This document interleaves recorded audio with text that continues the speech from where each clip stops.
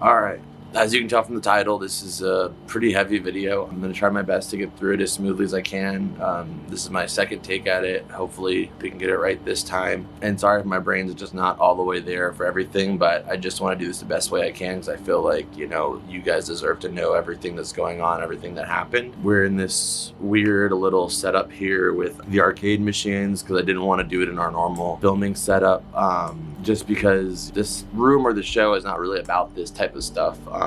I try my best to really make everything we do here about positivity and escaping from all of dark aspects of the world often. You guys deal with that in your own personal lives. I deal with it in mine, whether it's on camera or off camera. But I feel like I needed to talk about this because she's such a huge part of the show, and I wanted to keep you guys up to date with it because I know she's involved in your guys' life, whether it be in a small or big aspect. But at the same time, I didn't want to sit in our normal setup where you have, SpongeBob and all the other characters and their smiling faces while we're talking about such a dark topic and a sad situation and bring any kind of negative connotation with that spot. But at the same time, as the channel's name is Comfort Cartoons, this is a spot where I feel comfortable. It's a spot where I feel safe. This is a place that I come to when I'm sad. This is a place that I spend a lot of time even off camera, and it makes me feel better. So being in here makes me feel better to make this video, so I wanted to be in here still. And I'm trying to maintain as much optimism as I can, but if you guys aren't familiar with Daisy, she's my dog. She's been my dog since I was 13, 14 years old. She's been a part of my life longer than she hasn't been a part of my life. I got her when I was going into high school, and she's been with me through everything. She's been with me since before I started my YouTube channel, before I even watched YouTube, really, that I can recall. Like, she was always there, and she's my best friend, and she still is my best friend. And there's nothing like, she's way more. I know it's like a thing a lot of people say, but she was way more than a dog could even be. Like, she was more than just a pet for me. In a lot of ways, she felt like my sister, or like somebody that was just, like she grew up with me, and she saw me from literally living at home with my mom and all the way up until every channel I've done, everything I've tried to achieve, she's been there for it. And it's just hard to talk about, but let's just break it down. If you guys aren't familiar with who Daisy is, she's my dog, but she really means way more to me than that title. She felt like, in a lot of ways, my sister, and she's my best friend, and she always will be. And she was always there for me, whether I was sad, whether I was angry, whether I was happy. She was always there. And like, if you have a pet, you know how that goes. It's like, you can't really match that unconditional love that you have from a pet. No matter who you have in your life, there's times where they're going to be angry at you, there's times where they're going to be sad, there's times where you have to juggle this thing that we call life and try to make everybody happy. But when you have a pet, it's like they just love you no matter what. And Daisy did an unbelievable job at that her entire life. In many ways, she feels like my sister. She's been a part of my life longer than she's not been a part of my life, and she's unfortunately no longer here, as I said.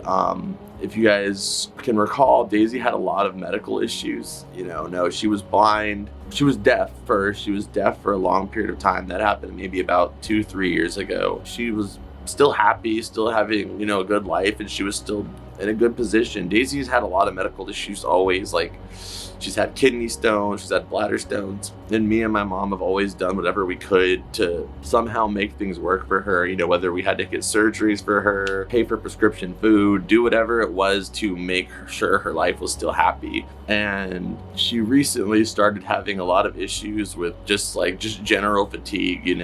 She couldn't get up and walk very far without having to lay down. Her feet were giving out from underneath her, and it was just really hard to watch. If anybody you love is her, it's just a tough thing to witness, and seeing them struggle and wishing you could do more to help them, but it's just internal. And she couldn't even make it to her food bowl. She wasn't able to see or hear, and at this point her smell wasn't working, so she couldn't even work her way to her food or her water. So you had to bring everything straight up to her, which we were all willing to do and try to figure out. But then on top of that, she started developing dementia, where she would just kind of walk in circles endlessly, just walking in circles with no real direction or reason reason to why she was doing it. And when we took her to the vet, they said it was dementia. And we took her to the vet 2 times recently. The time before the last time, it was like the adrenaline of being at the vet and her being in this new situation and everything, just kind of her senses being on alert. She seemed to have a little more energy, and I was just so caught up in wanting her to be okay and wanting everything to be fine that I was avidly trying to convince my mom and the doctor that she was fine, and I just didn't want her to go without us giving it a chance, like I wanted to just make sure that there was really nothing else we could do. And I have a lot of regret for doing that. I think that maybe she was in a little bit more pain longer than she needed to be because of my decision. Like I said, this is 2 weeks ago, so I've been trying to just get my headspace into a better place now, and I'm doing a little better, but it's still hard, especially talking about it. But I have a lot of regret for that because 2 days later it was worse, and it hadn't gotten better. Doctor also gave me like the go ahead that it was like maybe gonna be okay. So we got her on some antibiotics and we got her on some prescription for like carpal tunnel and stuff like that, and it didn't do anything. She's just continued to get worse. So I went to my mom's around like 8 o'clock at night, and I just wanted to see it for myself, to see like what was happening and where she was at. And of course she couldn't get up. She couldn't even open her eyes. She was just kind of there. She wagged her tail because she like knew it was me, but other than that, it was just her kind of laying there, and she was just able to move enough to just like get from one spot to another and then collapse when she got there. And at that point, something inside of me like broke, and I knew that was just not the way for her to live anymore. And I think that she had a happy life for a long time, and she did so much for me. Like, she did so much for me, for my mom and everybody, that she deserved to leave this earth in a place where she could at least remember everything and with a little bit of dignity left. So we had to take her to the hospital to, at this point, get her put down. And I drove with my mom to the hospital to do this, and it was probably one of the most heartbreaking but beautiful things I've ever seen in my whole life. And I'll never forget this moment. I just wanted to share with you guys, because she's the CEO of this show. If you watch any video on this show, Daisy, and I felt like you guys deserve to at least know this story and what happened to her and what's going on with it. I was sitting in the car with her, and again, she had no energy at all. She was barely able to even move from place to place. Her eyes couldn't open, but we were sitting in the car driving in the back seat holding on to Daisy, and she knows we're in the car. And one of Daisy's favorite things to do was to kind of put her head out the window, as most dogs do. And I don't know how, but I felt like she knew that this was in some way going to be her last ride.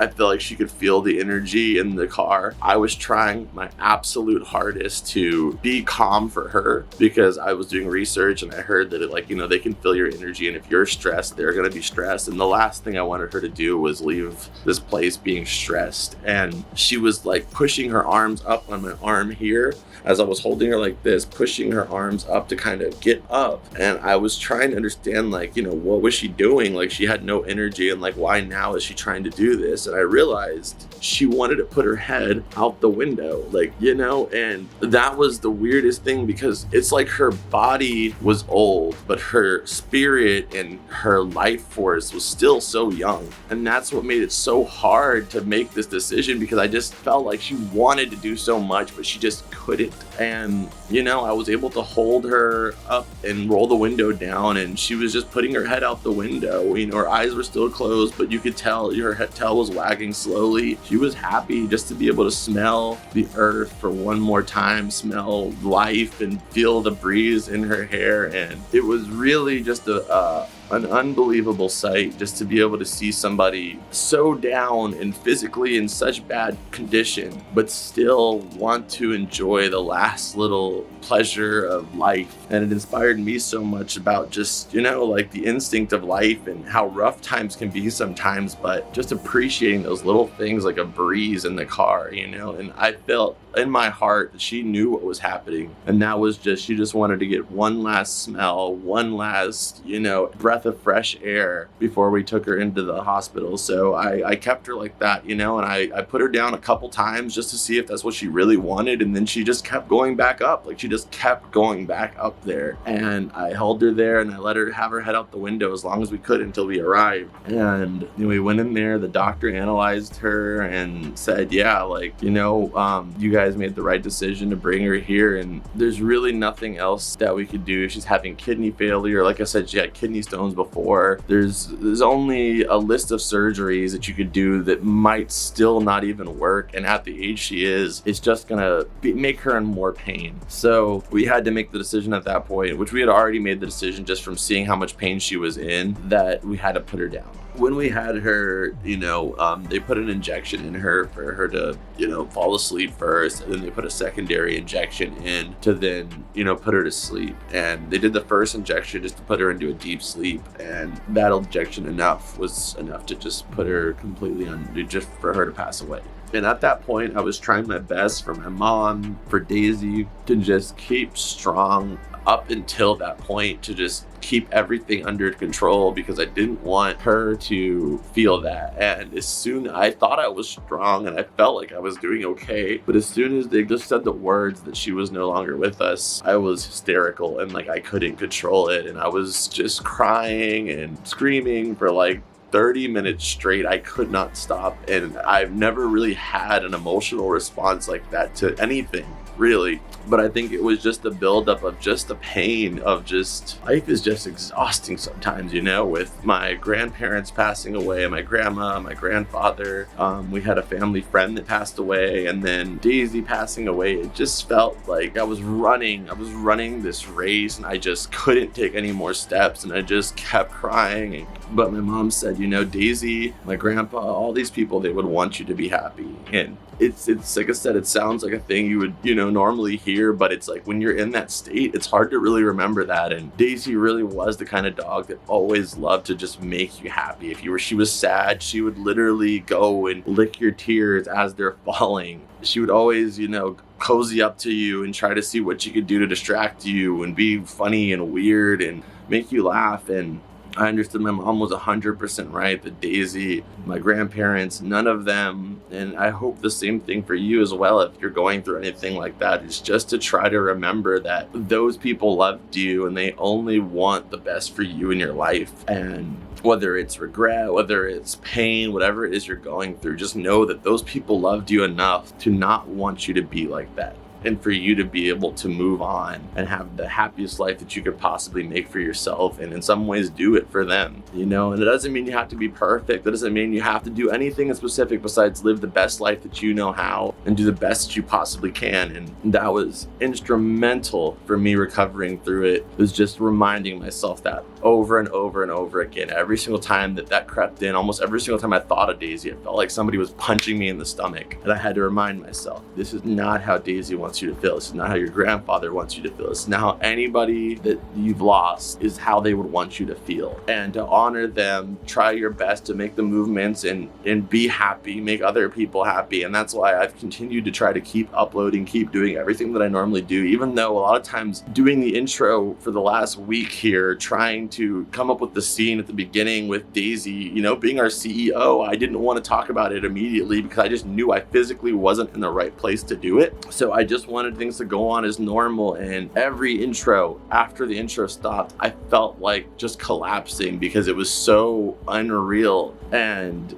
just felt so bad in my heart having to reopen it every single time. But I knew that I had to, like I said, to keep doing what I do and try to get lost in this world that we build here to try to, make other people feel better and hopefully in some way make myself feel a little bit more involved. And, thankfully we did have a lot of videos pre-recorded, so I was able to take a little bit of time for that. And I don't know, I'm going to try my best to maintain everything, but there may be small lapses in the schedule just due to everything going on with life. But I'm going to try my best, and I know everybody in our team here is going to try their best too, and I appreciate appreciate them so much. And I don't want to end this video here on a negative note. So that's what happened with Daisy. I want you guys to know that she's no longer with us. And I wanted to, shout out to Ryan, and we're going to put together a compilation of some of Daisy's best moments here on the show, on Comfort Cartoons, and also on ADHD's World, and ADHD's Life, wherever we could find some old footage, new footage. Just, it's not everything, of course. There's so many hours of content probably across everything with Daisy in it. It's really not going to be everything, but as much as we possibly can to just kind of show her in her best times. And that's how I want you guys to remember Daisy, and